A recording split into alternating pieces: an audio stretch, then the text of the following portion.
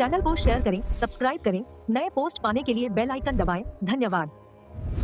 ॐ तत्पुरुषाय विद्महे महादेवाय धीमहि तन्नो रुद्रः प्रचोदयात्। सिद्ध मंत्र तंत्र पर आपका स्वागत है। सावन का महीना भगवान शिव को अत्यंत प्रिय है। इसी माह में समुद्र मंथन से निकले हलाहल विष को भगवान शिव ने अपने कंठ में धारण किया था, जिससे उनका कंठ नीला पड़ गया और वे नीलकंठ कहलाए। उसी विष की जलन को शांत करने के लिए देवताओं ने उन पर जल अर्पित किया था। तभी से सावन में रुद्राभिषेक की परंपरा चली आ रही है। रुद्राभिषेक भगवान शिव के रुद्र स्वरूप का पूजन है, जो साधक के जीवन से भय, रोग, दरिद्रता और शत्रु बाधा को दूर करता है। यह विधि जितनी सरल है उतनी ही शक्तिशाली भी है और नाथ परंपरा में इसे अत्यंत पवित्र साधना माना गया है। अभिषेक के लिए सोमवार का दिन सबसे उत्तम माना गया है, विशेषकर सावन सोमवार। साधक को प्रातः स्नान करके स्वच्छ वस्त्र धारण करनी चाहिए। शिवलिंग को उत्तर दिशा की ओर रखे और स्वयं पूर्व की ओर मुख करके बैठे। अभिषेक के लिए तांबे अथवा पीतल के लोटे का प्रयोग करें। अभिषेक क्रम में सर्वप्रथम शुद्ध जल अर्पित करें, फिर गंगा जल, उसके पश्चात दूध, दही, शहद, घी और शक्कर से अभिषेक करें। अंत में पुनः शुद्ध जल से अभिषेक कर पंचामृत को धो दें। प्रत्येक द्रव्य अर्पित करते समय मंत्र का उच्चारण करते रहे। अभिषेक के पश्चात बेलपत्र, धतूरा और सफ़ेद पुष्प अर्पित करें तथा घी का दीपक जलाकर आरती करें। ये मंत्र मैं आप सभी के लिए 108 बार जाप करके दे रही हूँ। कृपया इसे प्रतिदिन सुने। मंत्र सुनने मात्र से भी उतना ही फल मिलता है जितना जपने से। चैनल को शेयर करें, सब्सक्राइब अवश्य करें। भगवान की कृपा आप सभी पर और आपके परिवार पर सदा बरसती रहे। आदेश। ॐ तत्पुरुषाय विद्महे महादेवाय धीमहि तन्नो रुद्रः प्रचोदयात्। ॐ तत्पुरुषाय विद्महे महादेवाय धीमहि तन्नो रुद्रः प्रचोदयात्। ॐ तत्पुरुषाय विद्महे महादेवाय धीमहि तन्नो रुद्रः प्रचोदयात्। ॐ तत्पुरुषाय विद्महे महादेवाय धीमहि तन्नो रुद्रः प्रचोदयात्। ॐ तत्पुरुषाय विद्महे महादेवाय धीमहि तन्नो रुद्रः प्रचोदयात्। ॐ तत्पुरुषाय विद्महे महादेवाय धीमहि तन्नो रुद्रः प्रचोदयात्। ॐ तत्पुरुषाय विद्महे महादेवाय धीमहि तन्नो रुद्रः प्रचोदयात्।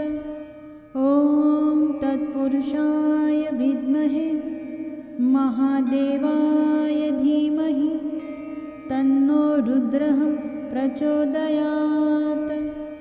ॐ तत्पुरुषाय विद्महे महादेवाय धीमहि तन्नो रुद्रः प्रचोदयात्। ॐ तत्पुरुषाय विद्महे महादेवाय धीमहि तन्नो रुद्रः प्रचोदयात्।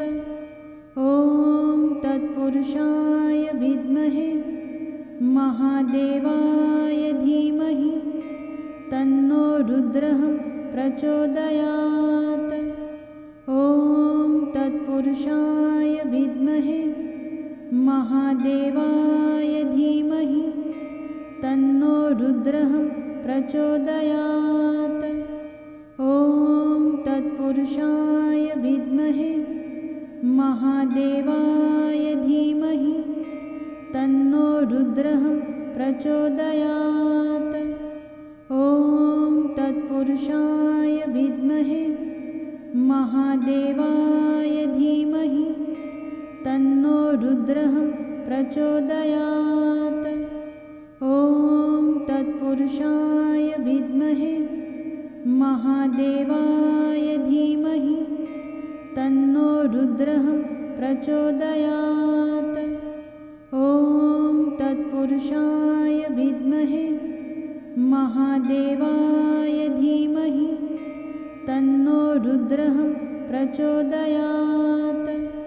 ॐ तत्पुरुषाय विद्महे महादेवाय धीमहि तन्नो रुद्रः प्रचोदयात्।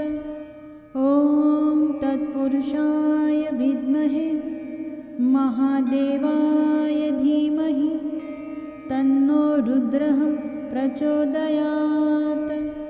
ॐ तत्पुरुषाय विद्महे महादेवाय धीमहि तन्नो रुद्रः प्रचोदयात्।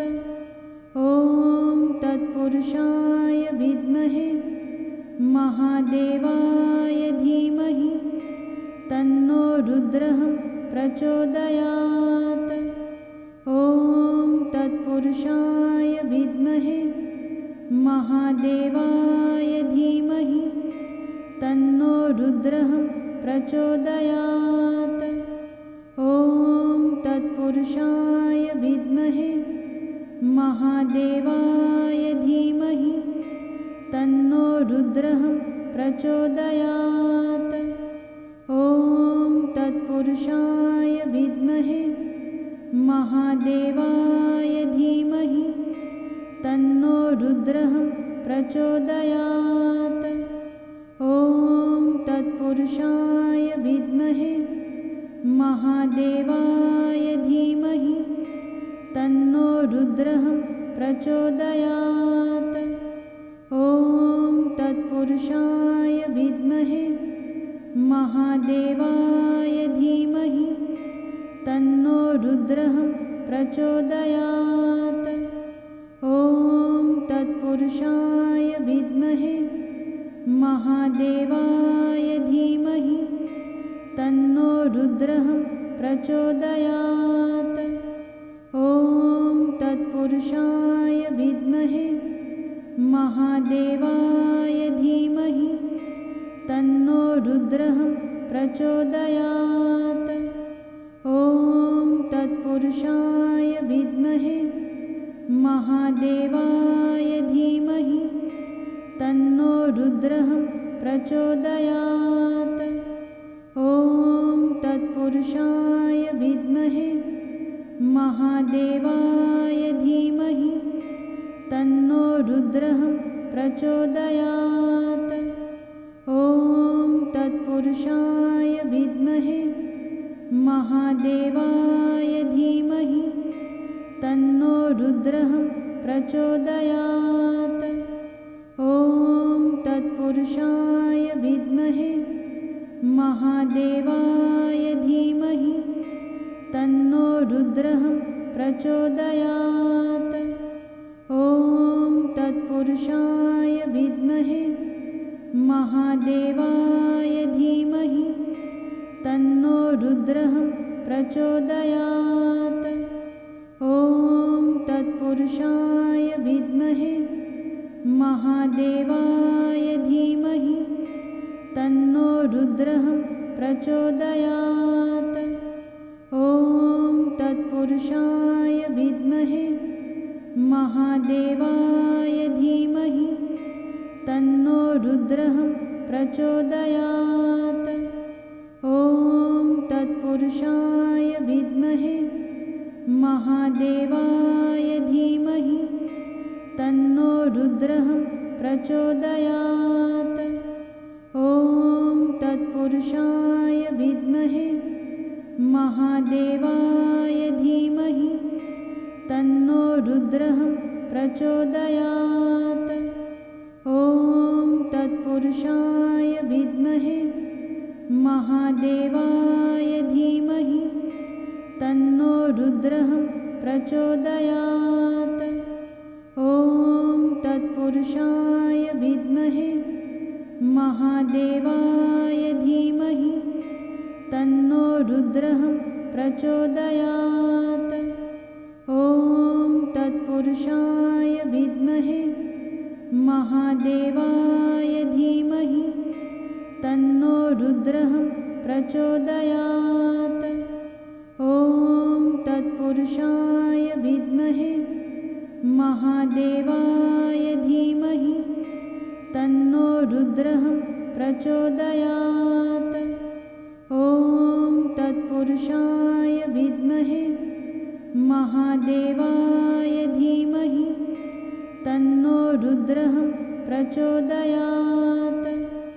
ॐ तत्पुरुषाय विद्महे महादेवाय धीमहि तन्नो रुद्रः प्रचोदयात्। ॐ तत्पुरुषाय विद्महे महादेवाय धीमहि तन्नो रुद्रः प्रचोदयात्। ॐ तत्पुरुषाय विद्महे महादेवाय धीमहि तन्नो रुद्रः प्रचोदयात्। ॐ तत्पुरुषाय विद्महे महादेवाय धीमहि तन्नो रुद्रः प्रचोदयात्। ॐ तत्पुरुषाय विद्महे महादेवाय धीमहि तन्नो रुद्रः प्रचोदयात्। ॐ तत्पुरुषाय विद्महे महादेवाय धीमहि तन्नो रुद्रः प्रचोदयात्। ॐ तत्पुरुषाय विद्महे महादेवाय धीमहि तन्नो रुद्रः प्रचोदयात्। ॐ तत्पुरुषाय विद्महे महादेवाय धीमहि तन्नो रुद्रः प्रचोदयात्। ॐ तत्पुरुषाय विद्महे महादेवाय धीमहि तन्नो रुद्रः प्रचोदयात्। ॐ तत्पुरुषाय विद्महे महादेवाय धीमहि तन्नो रुद्रः प्रचोदयात्। ॐ तत्पुरुषाय विद्महे महादेवाय धीमहि तन्नो रुद्रः प्रचोदयात्। ॐ तत्पुरुषाय विद्महे महादेवाय धीमहि तन्नो रुद्रः प्रचोदयात्। ॐ तत्पुरुषाय विद्महे महादेवाय धीमहि तन्नो रुद्रः प्रचोदयात्। ॐ तत्पुरुषाय विद्महे महादेवाय धीमहि तन्नो रुद्रः प्रचोदयात्। ॐ तत्पुरुषाय विद्महे महादेवाय धीमहि तन्नो रुद्रः प्रचोदयात्। ॐ तत्पुरुषाय विद्महे महादेवाय धीमहि तन्नो रुद्रः प्रचोदयात्। ॐ तत्पुरुषाय विद्महे महादेवाय धीमहि तन्नो रुद्रः प्रचोदयात्। ॐ तत्पुरुषाय विद्महे महादेवाय धीमहि तन्नो रुद्रः प्रचोदयात्। ॐ तत्पुरुषाय विद्महे महादेवाय धीमहि तन्नो रुद्रः प्रचोदयात्। ॐ तत्पुरुषाय विद्महे महादेवाय धीमहि तन्नो रुद्रः प्रचोदयात्। ॐ तत्पुरुषाय विद्महे महादेवाय धीमहि तन्नो रुद्रः प्रचोदयात्। ॐ तत्पुरुषाय विद्महे महादेवाय धीमहि तन्नो रुद्रः प्रचोदयात्। ॐ तत्पुरुषाय विद्महे महादेवाय धीमहि तन्नो रुद्रः प्रचोदयात्। ॐ तत्पुरुषाय विद्महे महादेवाय धीमहि तन्नो रुद्रः प्रचोदयात्। ॐ तत्पुरुषाय विद्महे महादेवाय धीमहि तन्नो रुद्रः प्रचोदयात्। ॐ तत्पुरुषाय विद्महे महादेवाय धीमहि तन्नो रुद्रः प्रचोदयात्। ॐ तत्पुरुषाय विद्महे महादेवाय धीमहि तन्नो रुद्रः प्रचोदयात्। ॐ तत्पुरुषाय विद्महे महादेवाय धीमहि तन्नो रुद्रः प्रचोदयात्। ॐ तत्पुरुषाय विद्महे महादेवाय धीमहि तन्नो रुद्रः प्रचोदयात्। ॐ तत्पुरुषाय विद्महे महादेवाय धीमहि तन्नो रुद्रः प्रचोदयात्। ॐ तत्पुरुषाय विद्महे महादेवाय धीमहि तन्नो रुद्रः प्रचोदयात्।